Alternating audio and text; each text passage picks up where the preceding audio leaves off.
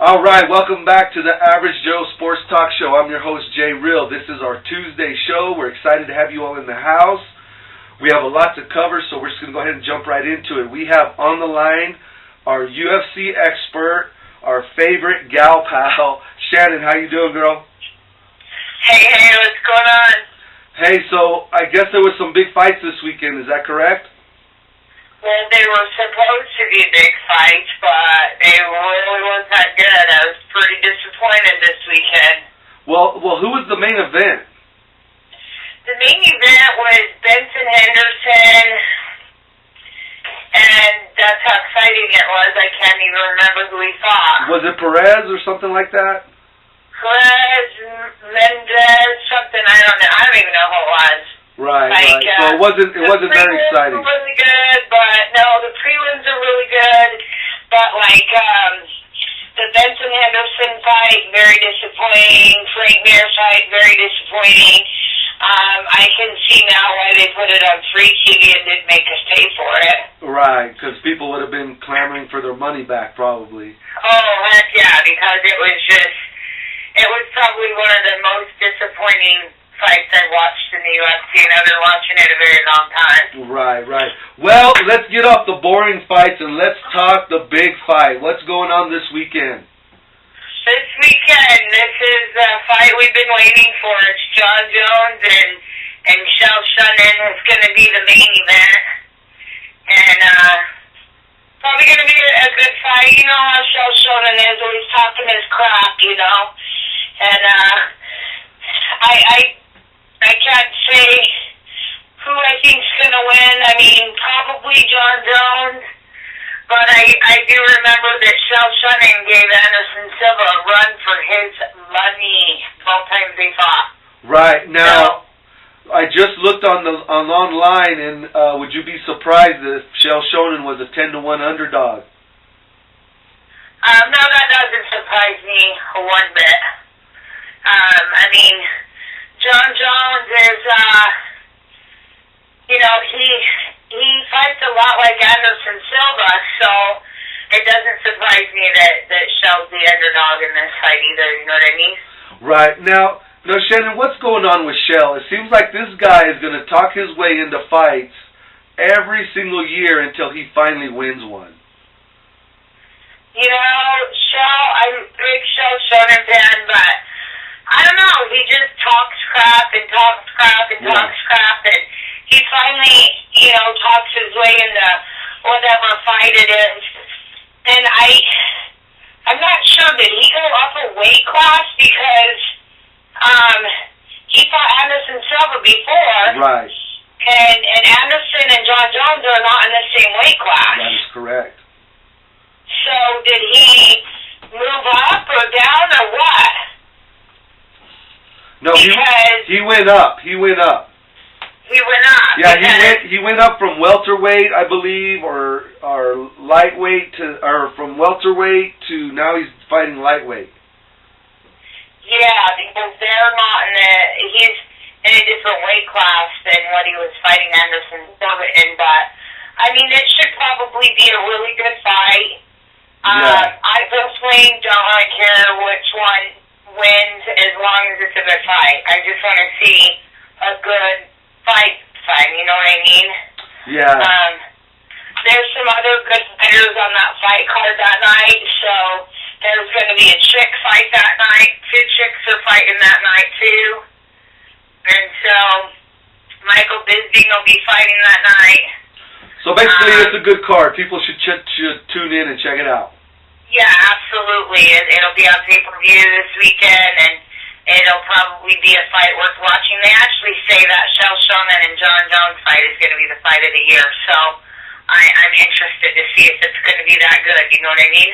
I agree with you to a point, but I really hope that just Jones goes in there and puts just a total beat down on Chael Sonnen, so he might just stop talking his way into these fights. Yeah, but you've never been a big Chael Sonnen fan, though, man. We all know that.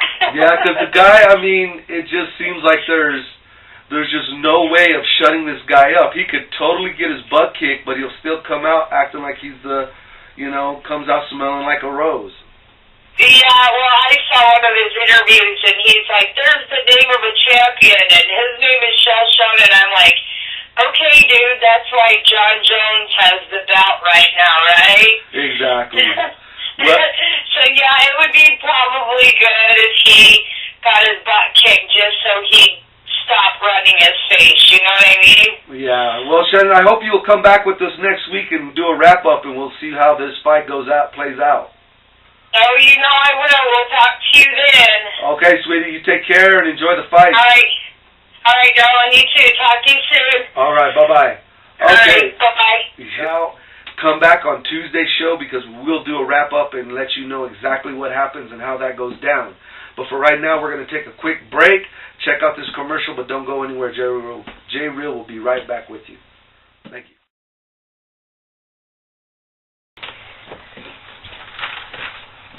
Oh, wow, this stuff in the Player Zone is so cool. Oh, wow, they got Magic, sports cards, Yu-Gi-Oh, and I think there's some comic books back there. And the Player Zone will even price this stuff for free. Oh, wow. Player Zone will buy, sell, and trade any of this stuff. And what can I get for her? All right, welcome back to the Average Joe Sports Talk Show from the break. We hope you enjoyed that commercial. Now, again, I'm Jay Real. I'm your host. We want to thank the Player Zone for hooking us up with this cool stuff, the house, so we can come in and give you our takes and our cuts on what's going on in the sports world. We can't thank Player Zone enough, and the Average Joe Sports Talk Show would not be around without Right On Time Airing and Delivery Service. Again, they'll take care of all your delivery needs. You can check them out on Facebook at Right On Time Airing and Delivery Service or the Player Zone. So check them out. I'm sure they'll be happy to get your business. Now moving on, we just wrapped up with the UFC. Again, we are big followers of the UFC, have been since UFC 1, way back when Shamrock and Royce Gracie were going at it. But we're going to go ahead and move on now. The draft is coming up on the 25th. I believe that's on Thursday. Huge news going on in the draft. We just had some trades being done. The Jets have just traded Darrelle Revis to the Buccaneers for a first-round draft pick in this year's draft, and I believe a later draft pick in next year's draft. So Darrelle Revis is now a Tampa Bay Buccaneer. And guess what, folks? The Jets do not need Darrelle Revis. The Jets are not going to make any big waves this year, but Darrelle Revis was going to cost them a lot of money. So freeing up that cap room, they might be able to make some changes and make some big moves to make this team better, because the Jets are not a good team right now. And to be honest with you, they can use the draft picks. They got to look forward to making some changes for the future, and this might help them out. You never know. But good luck to the Buccaneers. It seems like this was a win-win trade for the Bucs and for the Jets. So good luck to all parties that are involved here. Also moving on, we have the 49ers that have 13 picks in this draft. 13 picks for the 49ers who are already knocking on Super Bowl's door. This team is going to be very difficult to deal with this year. They are going to be very well coached this year, and they're going to have the personnel, the talent. This team is going to be very tough to beat this year. Moving on, and again, more personal news, we had stated to you in earlier shows that James Harrison was possibly going to get moved or do a deal with the Bengals this year, and Cincinnati has finalized that deal. So as a Pittsburgh Steelers fanatic follower, black and gold running through my veins, it's going to be sad to see him in the Bengals uniform next year going against us in our Steelers, because we always have to play them a couple times a year. And right now, again, James Harrison does not have any affection for the Steelers for what they did to him. I don't blame them. It's just going to be hard to see, and it's a 2-year deal. So for 2 seasons, we're going to have to deal with James Harrison being in a Bengals uniform. We'll see how that plays out. Just interesting information dealing with the draft. Now, also moving into the draft, a lot of players are moving up the draft board, especially quarterbacks. So it's going to be very interesting to see who goes in those top 10 spots in this year's draft. Will it be quarterbacks? Will it be defensive ends? Will it be defensive linemen? Will it be offensive tackles or offensive linemen? Who really knows? We're all going to be tuned in for that draft, especially in that first round. With that said, we are really going to be pushing for Manti Te'o this draft, but a lot of folks are predicting him to drop out of the first round, possibly second, and even how crazy this sounds, maybe even the third round. We did cover this a little bit in a show later beginning of the month, but we just can't see that happening.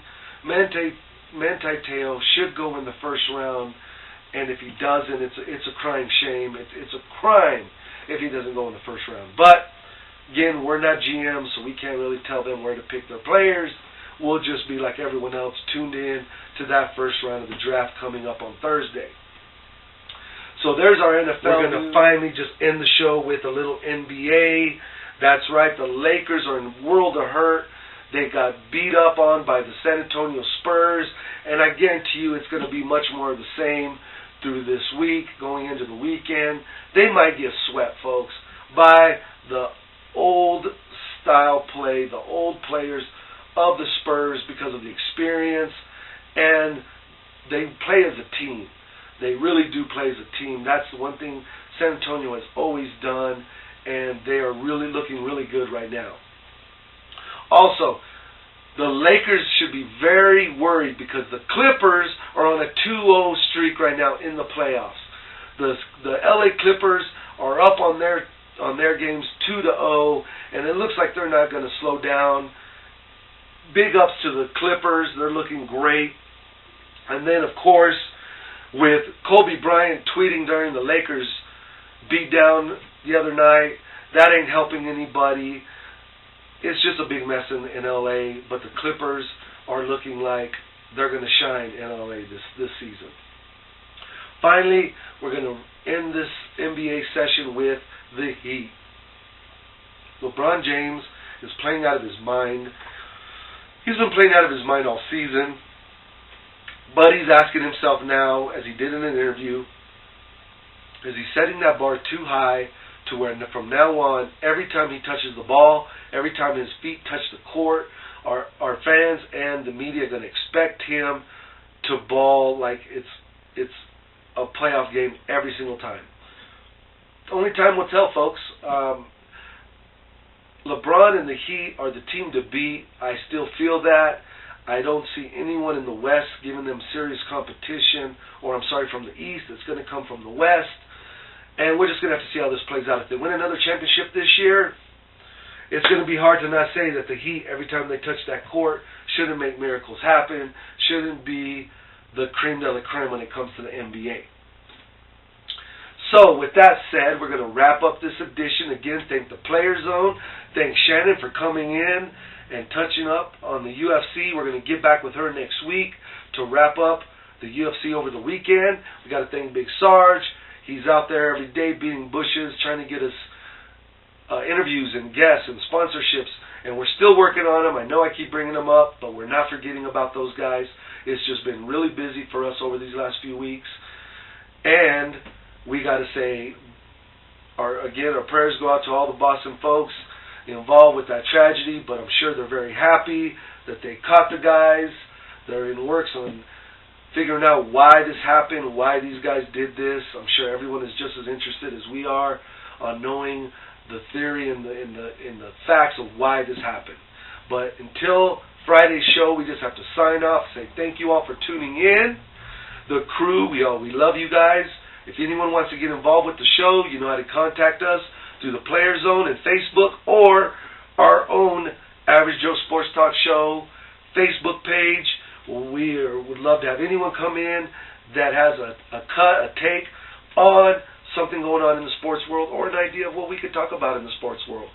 So for right now, much love and peace. J Real says, see you next time.